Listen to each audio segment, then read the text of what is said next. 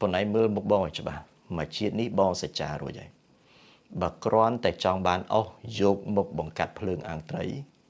បងមិនត្រូវរូបផ្ទះគេទេបងស្ដាប់បានទេបងចង់ជូនបងឲ្យបងយល់រឿងដែលយើងអាចធ្វើដើម្បីកសាងទ្រព្យមានច្រើនណាស់រឿងសុចរិតស្របច្បាប់ក៏មានអាលើសពីសុចរិតលើសពីសុចរិតមានន័យថាអាស្របច្បាប់ហើយមានមនុស្សធម៌ទៀតអាហ្នឹងក៏មានច្រើនដែរអញ្ចឹងបើបងស្ដាប់បងជូនបងប៉ុណ្ណឹងហើយបងមិនបាច់លើកឡើងទេថាអូបុគ្គលកបុគ្គលខធ្វើរឿងអាក្រក់នេះអាក្រក់នោះឥឡូវគេខ្លាចជាអ្នកមានអាហ្នឹងរឿងគេណាអាហ្នឹងរឿងគេម្ដងទៀតបើបងស្ដាប់បងចង់ប្រាប់បងថាអត់ចាំបាច់ទៅចាក់កគេទេកុំឲ្យសោះបើគ្រាន់តែចង់អាំងត្រី2 3ក្បាលស៊ីខ្លួនឯងកុំទៅរុះផ្ទះគេបាទ